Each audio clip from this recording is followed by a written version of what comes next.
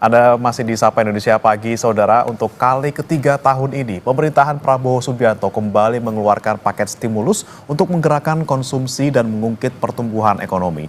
Pemerintah diingatkan agar tidak sekedar mengobral stimulus, tapi juga membenahi masalah mendasar di struktur ekonomi. Mampukah stimulus obral diskon ini mendongkrak ekonomi dan meningkatkan daya beli masyarakat? Kami akan bahas bersama dengan sejumlah narasumber. Di studio sudah hadir, ada Ketua Umum Afiliasi Global Retail Association, Pak Roy Mande. Selamat pagi, Pak Roy. Selamat pagi. Ya. Kemudian dari sambungan daring juga ada Mas Bima Yudhistira, Direktur Center of Economic and Law Studies atau CELIOS. Selamat pagi, Mas Bima. Selamat pagi. Ya, dan saudara, kami juga sudah berusaha mengundang kantor komunikasi kepresidenan, namun hingga saat ini belum ada respon ataupun belum ada yang bersedia bergabung dalam dialog hari ini. Saya mau ke Pak Roy dulu nih, Pak Roy. Pak Roy, kalau kita berkaca kemarin nih di momen Lebaran, kemudian di momen Natal, momen Tahun Baru, itu sebenarnya konsumsi masyarakat gimana sih? Apakah memang kemarin ketika ada stimulus yang di Lebaran itu cukup bisa mendongkrak konsumsi? Ya, sebenarnya kejadian yang dari Januari sampai dengan bulan ini bukan baru tahun ini, tapi sudah dari tahun sebelumnya.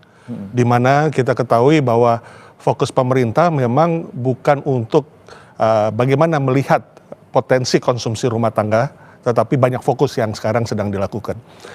Nah, diantaranya misalnya yang kita ketahui ya, yang sebagai dampak ketika konsumsi tidak fokus diurus. Yang pertama adalah kita tahu bahwa indeks kepercayaan konsumen dari bulan ke bulan, dari Januari, Februari, Maret itu turun terus. Artinya masyarakat untuk spending money mereka khawatir, berjaga-jaga dengan ekonomi atau situasi currency yang lemah, rupiah, kemudian juga situasi global, supply chain yang defisit, sehingga masih naik turunnya fluktuasi harga pangan. Sehingga mereka kepercayaan untuk spending money itu terlihat turun. Bahkan yang kedua adalah pertama kali dalam 16 tahun sebelum Ramadan itu terjadi deflasi. Ya, bulan Maret itu 0,48. Jadi maksudnya adalah bahwa sesuatu yang kejadian ini merupakan kelanjutan dari tahun sebelumnya yang belum selesai atau belum fokus diselesaikan. Nah, kemudian kita tahu ketika bulan Ramadan dikeluarkan berbagai insentif. Di antaranya misalnya ada juga diskon tarif mudik. Ya. Tapi pada kenyataannya masyarakat 24%, hampir 50 juta tidak melakukan mudik, membatalkan mudik. Karena mereka khawatir. Kemudian apalagi? Diskon pesawat. Nah, sekarang diskon pesawat itu untuk siapa?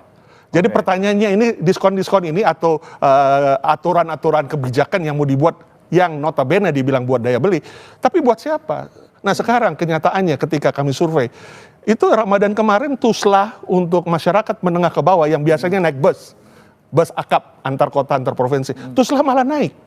Ya. Sementara yang menikmati tol tarif mudik itu adalah yang punya mobil. Ya. Kemudian yang naik airlines tentu yang nggak ada masalah untuk keluarkan uang. Ya. Jadi ini untuk siapa? Untuk kaum elitis, kah? Atau untuk kaum tertentu? Ya, sosial ekonomi status kita itu nggak sampai 10%, 8,5% itu kelompok yang atas.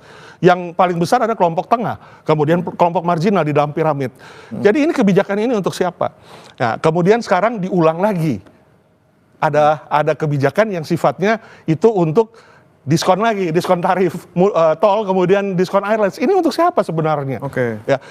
Kita ketahui bahwa middle class itu sudah turun signifikan ya, dan angka itu tidak bisa dipungkiri. Nah, sekarang mereka bertahan untuk bagaimana membayar uang sekolah di bulan Juni. Terus bagaimana dong diskon airline? Buat apa? Buat siapa dong? Nah, ini dia nih. Yang kita menarik memang pertanyaannya adalah itu tadi kan kita untuk meningkatkan konsumsi masyarakat. Ini kan kebanyakan yang lagi susah kan sudah masyarakat kelas menengah ke bawah gitu ya, dengan adanya diskon tarif pesawat, diskon tarif tol. Kemudian ini kan sebenarnya sasarannya kemana sebenarnya? Saya mau nanya ke Mas Bima, kalau Anda melihat stimulus yang dikeluarkan oleh pemerintahan di triwulan ini yang untuk ketiga ini bagaimana nih Mas Bima, kalau lihat poin-poinnya tadi ada diskon tarif pesawat, kemudian kereta, tarif tol yang sebenarnya menjangkaunya ke kelas menengah ke atas seperti itu. Ya, ini kan placebo. Placebo itu obat nggak ada isinya. Artinya yang dibutuhkan masyarakat ini lapangan pekerjaan, tapi karena tidak bisa menyediakan lapangan pekerjaan, pemerintah akhirnya membuat stimulus yang pendek-pendek. Diskon tarif listrik misalnya Juni, Juli, kemudian bantuan subsidi upah lebih rendah daripada zaman COVID, tapi rendahnya kebangetan. Dari 600.000 per bulan tuh jadi berapa? Jadi 150.000 per bulan. Kemudian bicara soal tadi tidak tepat sasaran dan pada siapa stimulus diberikan. Ini kuncinya di mana? Kuncinya di data. Jadi pemerintah itu nggak belajar dari COVID-19 pada waktu bantuan subsidi upah. Itu banyak yang tidak dapat adalah pekerja informal, ojek online, pekerja outsourcing, pekerja kontrak. Itu karena datanya masih berbasis data BPJS Ketenagakerjaan. Nah sekarang ini mengulang lagi nih. Jadi Ya, Mas Bima? Ya, Mas Bima masih bisa bergabung? Masih bisa mendengar suara kami, Mas Bima? Oke, Mas Bima, kami akan perbaiki kembali komunikasinya. Saya mau ke Pak Roy lagi. Pak Roy, tadi kan sekali lagi ya, ini sasarannya untuk siapa Betul. gitu ya. Sebenarnya kan kalau untuk konsumen retail tidak hanya menengah ke bawah, tapi juga menengah ke atas. Tapi kan kebanyakan di menengah ke bawah. Nah ini sudah bergabung lagi bersama kami. Mas Bima, silakan dilanjutkan Mas Bima. Tadi terkait dengan kebijakan yang mungkin ini datanya kurang tepat sasaran seperti itu. ya ini karena kurang tepat sasaran ini siapa yang mau disasar ini penting sekali. Karena apa? Kalau pemerintah tidak pegang data pekerja informal, pekerja outsourcing, ini sudah kecil jumlahnya, mungkin karena APBN-nya juga terbatas, uangnya juga masih dicarikan dari mana posnya. Tapi di sisi yang lain efektivitasnya juga nggak akan terlalu terasa pada kuartal ketiga, kuartal keempat. Jadi pemerintah coba memanfaatkan libur sekolah. Itu nggak terlalu berefek karena kemarin momentum Ramadan Lebarannya juga sudah lewat dan menunggu momentum berikutnya Natal Tahun Baru juga masih lama. Nah, selain itu yang menjadi persoalan adalah kenapa pemerintah tidak berani melakukan kebijakan yang memang dibutuhkan masyarakat untuk dorong konsumsi rumah tangga. Contohnya adalah soal PTKP. Pada waktu Mei Day kan Pak Prabowo udah janji itu bahwa buruh bolehlah dipajakin gitu, tapi jangan terlalu banyak. Itu sebenarnya bisa diterjemahkan yang dibutuhkan sekarang agar disposable income-nya itu bisa lebih besar. Itu PTKP-nya itu diperbesar, misalkan jadi 7,5 juta per bulan. Jadi pekerja di bawah 7,5 juta rupiah per bulan gaji atau upahnya itu nggak perlu bayar PPh 21, nggak perlu bayar pengajak penghasilan. Uangnya bisa berputar di retail, berputar di perhotelan, berputar di banyak sekali konsumsi rumah tangga lainnya. Jadi kebijakan yang harusnya diambil tidak diambil. Selain itu juga apalagi PPN. Tarif PPN ini pada waktu itu bukan hanya tidak jadi naik 12%, tapi yang dituntut oleh masyarakat adalah negara lain bisa kok untuk menstimulus daya beli PPN-nya diturunkan 1-2%. Jadi hari ini harusnya kalau serius untuk mendorong konsumsi rumah tangga, tarif PPN Indonesia ini 9%.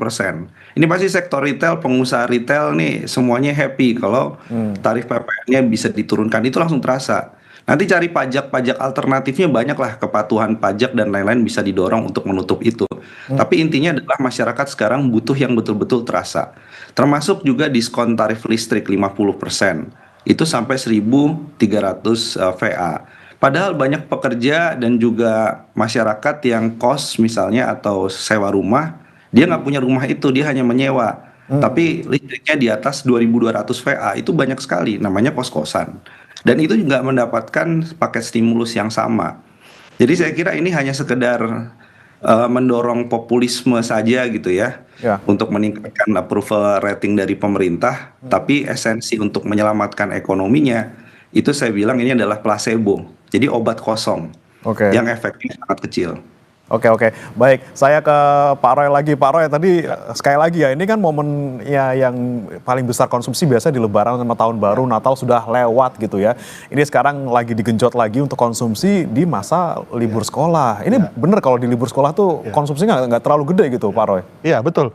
Jadi kita punya kulminasi kalau di konsumsi atau di retail, industri sektor hilir, itu di Lebaran. Itu mengontribusi biasanya hampir sekitar 55-60% omset setahun. Nah kemarin sudah digelontorkan itu, ini saya menyambung, digelontorkan yang namanya diskon-diskon itu, termasuk kami juga diminta untuk kasih diskon. Itu dari margin kami loh kurang. Tidak ada disubsidi oleh pemerintah, tidak ada diskon listrik misalnya kepada retail sehingga kita bisa memberikan ekstra diskon, nggak ada. Tapi kita diminta untuk berikan diskon. Mengurangi margin kita sudah berikan. Banyak hari, apa sebutannya, hari belanja lah, hari Jumat barokah lah, dan tapi pada kenyataannya kita turun.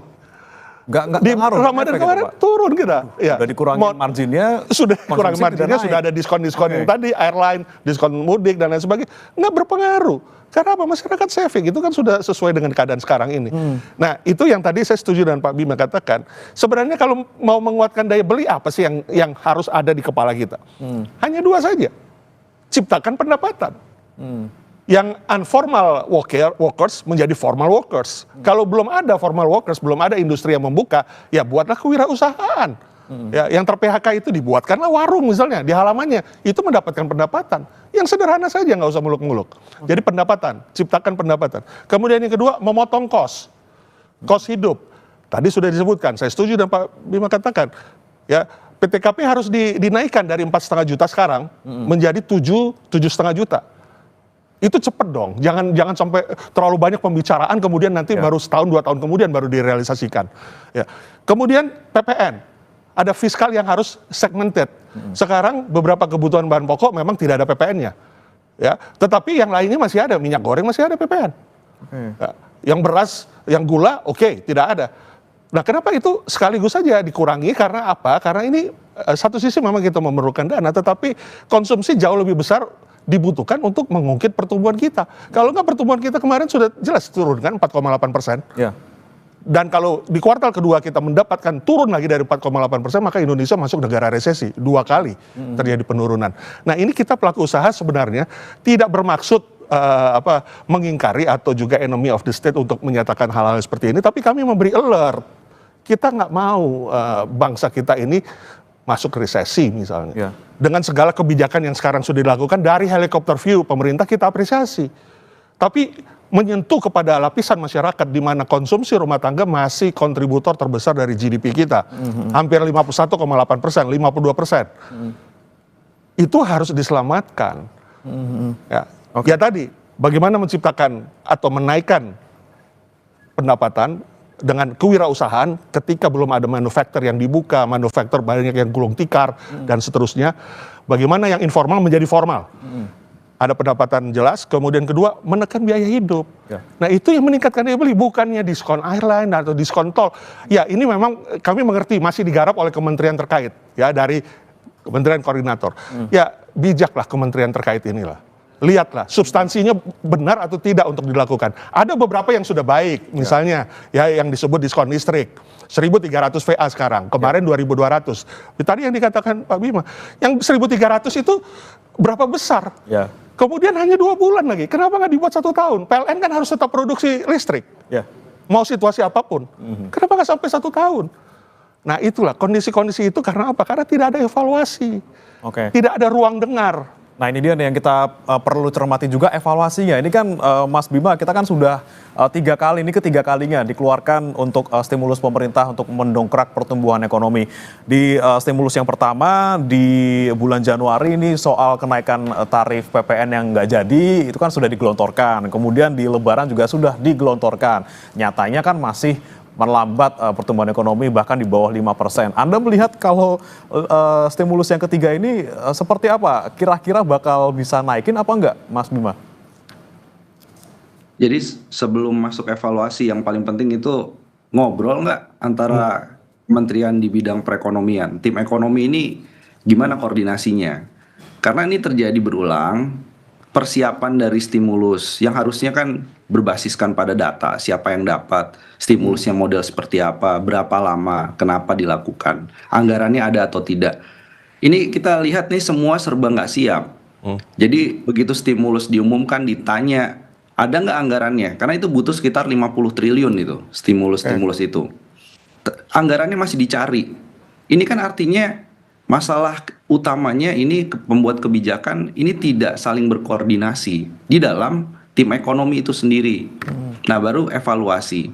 evaluasi udah jelas bahwa triwulan pertama ekonomi kita tidak mencapai 5%, meskipun sudah ada Ramadan Lebaran. Berarti stimulusnya tidak berhasil. Kemudian apa? Mau bicara stimulus, di satu sisi dia dikasih diskon tarif listrik, belanja pemerintahnya kontraksi 1,3% secara tahunan. Artinya apa? Artinya stimulus yang sebenarnya dibutuhkan masyarakat sekarang adalah APBN, APBD, terutama belanja modal. Itu cepat diserap, itu cepat kemudian direalisasikan. Itu yang nggak terjadi. Jadi orang akhirnya, dan pengusaha saya kira juga berpikir, ini sebenarnya mau memberikan stimulus, tapi dana sepertinya nggak ada. Jadi rem program-program lain yang justru menciptakan lapangan kerja, terutama yang ada di daerah. Jadi ini kan likuiditas nih di banyak daerah ini kan terganggu karena efisiensi belanja pemerintah. Jadi ada kontradiksi-kontradiksi di situ yang kemudian membuat mau dievaluasi seperti apapun, kalau ini mengulang yang sama, hampir sama, maka efeknya akan sangat-sangat kecil. Oke. Bahkan efeknya akan tergantikan oleh serapan belanja yang masih rendah. Itu kalau misalnya kita perkirakan gitu Mas Bima, ketika nanti sudah digelontorkan ini stimulus yang ketiga ini, berapa lama efeknya kira-kira? Ya, efeknya kan harusnya langsung terasa tuh. Ya kan? Karena memanfaatkan libur sekolah itu asumsinya. Tapi tadi ketika banyak masyarakat yang harusnya berhak mendapatkan subsidi upah tidak dapat. Kemudian yang disubsidi justru kelas menengah ke atas lewat diskon tarif tol, kemudian ada juga diskon dari tiket pesawat penerbangan. Jadi sebenarnya siapa yang sedang paling sakit sekarang? Kalau lihat dari data simpanan, itu akan terlihat kok. Yang sekarang itu butuh dibantu, betul kelas menengah. Kelas menengah di sebelah mana? Ini masalahnya, mau memberikan stimulus, narasinya besar, tapi datanya itu nggak pegang. Datanya tidak akurat. Jadi sebelum memberikan stimulus dan lain-lain, dan nanti untuk bahan evaluasi, ini tolonglah, ini data ini by name by address, siapa yang jadi korban PHK, pemerintah nggak pegang kok. Siapa yang jadi korban PHK ya, di sektor-sektor kemudian pekerja outsourcing dan pekerja kontrak, termasuk ojol yang kemudian berhenti bekerja menjadi ojol, alih profesi lain, di mana dan lain-lain. Jadi data kita lemah sehingga efek dari pemberian stimulusnya itu menjadi lemah juga. Jadi saya pikir di kuartal ketiga meskipun ada stimulus, ekonomi masih akan tumbuh di bawah 5% secara year on year. Oke, baik. Saya ke Pak Roy lagi. Pak Roy, tadi pertanyaannya sama ke Mas Bima, soal kalau misalnya ada stimulus yang seperti ini, memang dorongannya hanya sesaat kayaknya ya. Betul. Emang seberapa besar sih Pak dorongannya dan seberapa lama yang dirasakan oleh para peritel ini Pak? Ya kami sangat merasakan sekali karena kami kan setiap hari berhadapan dengan konsumen yang datang, konsumen yang berbelanja. Ya ada beberapa barang memang kita akui ada trendsetternya cukup bagus, masih bertahan. Misalnya kosmetik, ya nggak ada lah yang setiap kita yang tidak ingin cantik, ya kosmetik masih bagus. Tapi kita bicara produk yang lain dong. Kosmetik itu as a part, ya kita ada 32.000 SKU misalnya di dalam satu hypermarket, dalam supermarket ada sekitar 25.000 SKU. Nah produk yang lain bagaimana? Nah ternyata kan tergerus. Produktivitas kita tadi saya sudah bilang, Comstore growth kita turun hampir 15-18% dari tahun lalu. Karena apa? Masyarakat menahan belanja yang punya uang pas-pasan. Sementara yang punya uang lebih, ya melihat situasi yang ketidakpastian, yang punya uang lebih itu hanya satu, butuhnya optimisme. Ketika dilihat optimismenya masih ya tambal sulam, masih juga belum selesai urusan-urusan program perencanaannya, tata kelolanya, ya kita tahulah ya udah rahasia umum MBG tata kelolanya bagaimana nih, selesai nggak 85 juta anak bisa makan minum itu, dan antara mau kemana nih investasinya, kemudian macam-macam ya, Koperasi Merah Putih udah dibentuk, terus apa produknya, apa marketnya, mau kemana, tata kelolanya bagaimana, nah semua kan menunggu dan melihat. Nah yang punya uang itu melihat itu situasi kalau tidak pastian sehingga menahan belanja juga. Nah yang paling kita sangat peduli adalah yang justru yang level menengah dan level bawah. Yang terbesar di dalam konsumsi kita itu adalah level menengah. Ya hampir sekitar di atas 40% lah, 38 sampai 40% lah. Nah ini kondisi ini yang nggak terjaga, yang nggak kena jaring pengaman kan, yang nggak kena ada bantuan, ya. Dan mereka semakin rentan miskin. Ya, ketika tidak ada pekerjaan formal yang terbuka, ya mereka informal. Ya kalau kerja informal itu siapa yang mau sih? Hujan kehujanan, kerjanya panas kepanasan. Kalau bisa kerja yang formal kan, gaji tetap, income tetap. Nah sekarang mereka informal, nah, mereka rentan miskin. Ya pendapat ya ini kan harus dicermati ya, kelompok ini. Nah itu yang kita selalu harapkan adalah bukalah ruang dengar. Itu tadi dikatakan Pak Bima, itu betul sekali. Kemudian berbasis data, evaluasinya itu harus berbasis data. Bukan copy paste atau tadi pakai istilah placebo itu yang obat hanya untuk bikin tenang aja. Obatnya sakit kepala tapi dikasih obat demam, obat yang tidak ada hubungannya. Nah, ini harus ada buka ruang dengar dan mendengarkan apa yang menjadi harapan pelaku usaha maupun juga masyarakat. Oke, itu harapan dari Asosiasi Retail, harus ada ruang untuk saling mendengarkan dan juga saling berbagi gitu ya Pak ya, terkait dengan evaluasi yang dilakukan selama ini. Tapi pertanyaannya tadi yang menarik juga dari Mas Bima, pernyataan soal ini kan stimulus ini sepertinya hanya efek placebo saja gitu ya, obat sementara. Lalu bagaimana sih sebenarnya obat benerannya biar pertumbuhan ekonomi kita sembuh dan juga naik? Kita akan bahas usai jeda saudara, tetap di Sapa Indonesia Pagi.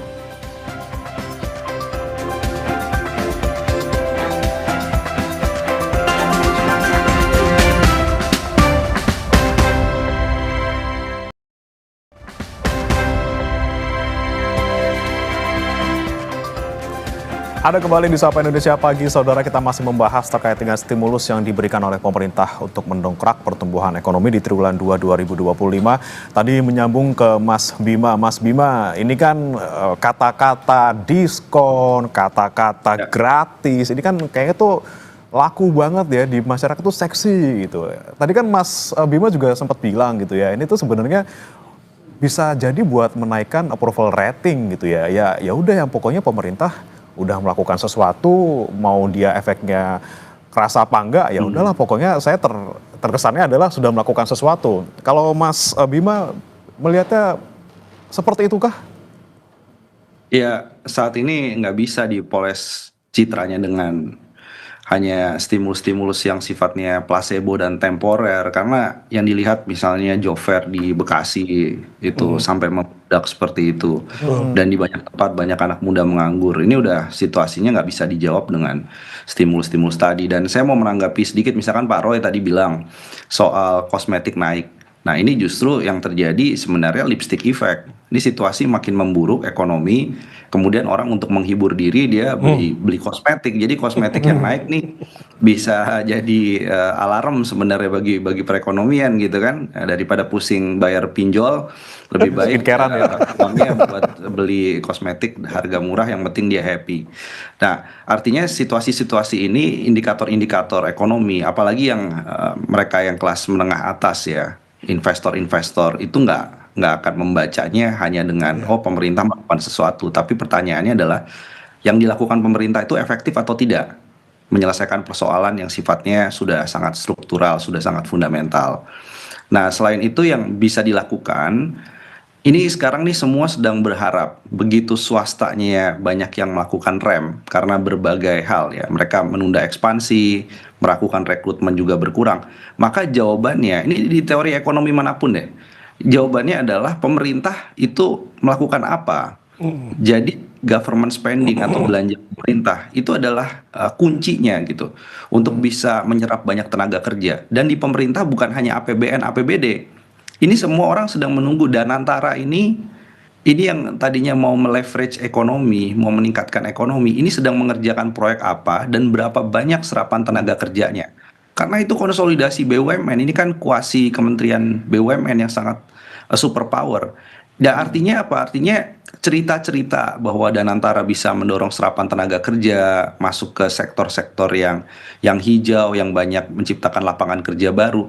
Ini sebenarnya harus segera dijawab. Jadi selain pemerintah, presiden, Danantara ini ya yang akan menjadi jawaban atau justru akan menjadi beban. Nah, ini sekarang sedang ditunggu. Jadi anak muda ini harusnya job fair-nya diciptakan oleh Danantara gitu loh. Jadi job fair-nya nggak perlu ke Bekasi Cikarang itu. Jadi ini yang menjadi salah satu tantangan. Sekarang pemerintah ini belanjanya seperti apa, tapi juga Danantara ini tolong melakukan rekrutmen secara masif, secara besar-besaran, atau meminta BUMN dan anak usaha cucu usahanya untuk melakukan rekrutmen, terutama mereka yang jadi korban PHK tanpa diskriminasi usia kerja. Jadi kalau yang di PHK punya pengalaman panjang, harusnya BUMN buka lowongan kerja ke sana. Nah, itu solusi yang sangat sangat quick win. Tinggal masalahnya ini pemerintah mau melakukan itu atau tetap menunggu swasta siklusnya pulih perlahan. Tapi kan butuh waktu. Oke, itu memang kita kan sudah akhirnya menyentuh nih Mas, kita bahas menyentuh masalah pokoknya tadi disebutkan oleh Pak Roy juga sebenarnya ciptakan pendapatan, kemudian ciptakan lapangan kerja juga untuk mereka bisa mendapat pendapatan dan juga mengurangi potongan-potongan bagi mereka. Tapi Mas Bima, kalau kita misalnya melihat sekarang yang dilakukan oleh pemerintah memang kan untuk menaikkan sementara gitu ya pertumbuhan ekonomi, paling enggak katanya pengennya sampai 5% gitu kan. Nah, kalaupun misalnya tadi Mas Bima seharusnya menyentuh tadi misalnya APBD, APBN, APBD diserap lebih luas, tapi kalau tidak ada stimulus yang ketiga ini dan juga stimulus yang kedua dan pertama itu malah semakin jeblok nggak Mas? Nggak di angka 4,8, justru malah bisa di bawah 4,5 atau ke 4 gitu. Apakah langkah-langkah pendek-pendek cepat seperti ini juga diperlukan sebenarnya untuk menjaga paling tidak nggak jeblok-jeblok amat gitu Mas? Iya, nah ini kita logikanya tidak boleh biner. Biner tuh artinya gini, A, pemerintah mendiamkan situasi, tidak melakukan apapun. B, melakukan stimulus tadi yang selama beberapa bulan itu. Nah, itu nggak bisa begitu. Jadi melakukan stimulusnya juga harus benar. Melakukan stimulusnya juga harus yang betul-betul terasa. Nah, stimulus itu tidak harus berbentuk fiskal. Moneternya bagaimana nih? Bank Indonesia berani menurunkan suku bunga berapa? Itu juga masih jadi pertanyaan. Karena sekarang yang menjadi tekanan cukup tinggi buat masyarakat adalah bayar cicilan. Orang semuanya sekarang pakai cicilan kok, pakai kredit, pakai pay letter. Berarti suku bunga moneter ini juga harus nendang selain dari sisi fiskal. Nah, kemudian dari sisi fiskal atau APBN-nya sendiri, ini APBN-nya kenapa sejauh ini masih rendah serapan anggarannya. Kenapa anggaran-anggaran yang memang banyak menyerap tenaga kerja, saya nggak bilang semua infrastruktur itu tidak diperlukan. Beberapa infrastruktur yang mendukung sektor pertanian, sektor pangan, yang menjadi topik ketahanan pangan dan juga sektor transisi energi misalnya. Bangunlah itu energi terbarukan, itu kan bagian dari infrastruktur dan belanja modal pemerintah yang bisa menciptakan banyak lapangan kerja. Nah, jadi ini semua harus bergerak secara paralel. Satgas PHK bagaimana? Satgas PHK bagus. Itu juga harus dilakukan secara paralel karena Satgas PHK sebenarnya job fair juga.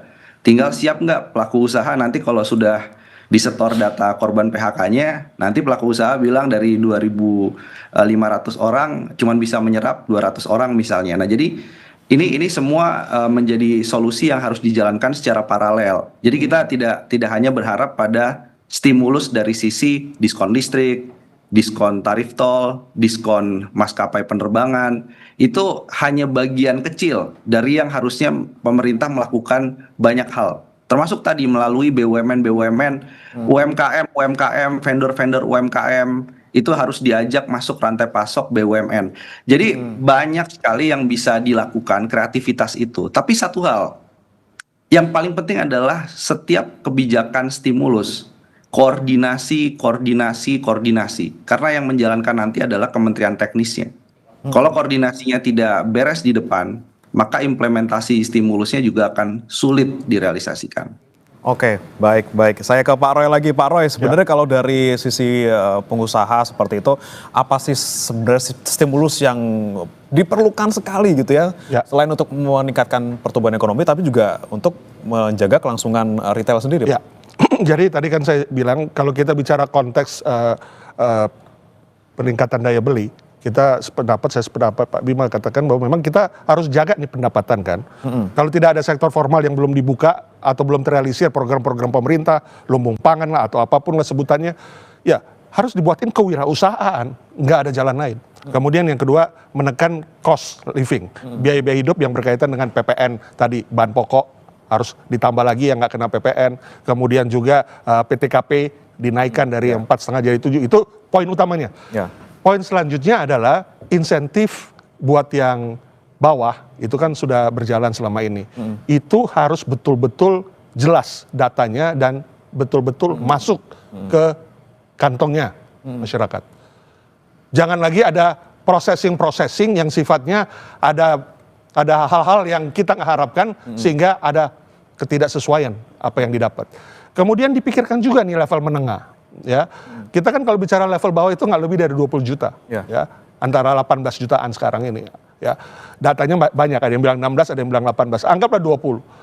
Lalu yang kelompok menengah bagaimana? Nah, ini mesti dibuatkan dong jaringan pengamannya. Ya.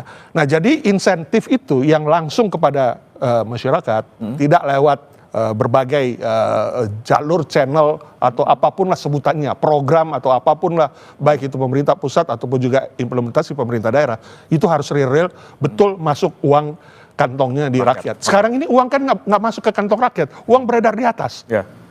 Kalau dibilang pemerintah nggak ada uang, kenapa sekarang ada program baru lagi? Merah Putih, Koperasi, kemudian ada MBG, ada Danantara yang memang dikumpulin nih BUMN semua. Kan sebenarnya uang ada. Tapi bagaimana prioritas, tata kelolaan? Dan jangan lupa konsumsi harus tetap dijaga. Jangan dibuat konsumsi ini sebagai sesuatu yang jalan sesuai maunya saja, mau apa jadilah kisera-kisera, gitu kan? Tapi kalau misalnya konsumsi sudah terjaga, sudah meningkat, kemudian retail juga otomatis terdongkrak atau juga butuh stimulus nih Pak. Misalnya diskonnya, kalau disuruh ngasih diskon, ya jangan retailnya doang yang disuruh ngasih diskon, tapi juga ada insentif juga. Gitu. Pengalaman kemarin kita diminta diskon tanpa dibantuin apa-apa. Jadi kita ngurang margin. Nah, ini prediksi kami, ya, yang airline ataupun juga pengelola tol itu mereka juga harus memotong margin karena diminta untuk dikasih diskon. Loh, mereka masih bleeding, sekarang disuruh ngasih diskon, permintaan tidak naik juga. Itu hanya prediksi saya. Ya. Karena apa? Karena ya udahlah airline gimana supaya meningkat, kasihlah diskon. Airline, ayo kasih diskon di orkestra. Mudik, operator, ayo kasih di orkestra. Tapi nggak ada bantuan yang langsung buat mereka, sehingga mereka juga banyak yang bleeding kan. Kita tahu airline Indonesia sendiri, airline lokal sendiri, ya saya nggak sebut brand lah. Itu kan sekarang lagi batuk-batuk ya. Ada keuntungan tapi belum bisa menutupi semuanya. Nah, artinya apa? Kembali lagi kayak ke retail kemarin, kita diminta diskon macam-macam, baik offline maupun online. Terus apa yang diberikan buat kita? Untuk kita bertahan, sehingga banyak yang juga sekarang ketika sesuatu usaha sederhana aja lah. Kalau sudah tidak produktif, biasanya 1 semester kita masih bertahan untuk bleeding. Tapi setelah 1 semester kita akan lihat apakah kita teruskan atau kita tutup. Dan itu sekarang sudah terjadi, sudah terbukti beberapa retail asing yang ada yang sudah pulang kampung, meninggalkan Indonesia. Kemudian lokal juga, ya efisiensi. Dan harus menjaga supaya yang konsisten bisa tetap berlanjut, yaitu dengan pengurangan yang tidak produktif. Itu sesuatu yang wajar, bukan hanya di retail, ya, bisnis apapun, pariwisata, ya, destinasi wisata, farmasi, apotek. Kalau nggak produktif, buat apa ada di situ? Nah, itu juga terjadi pada retail.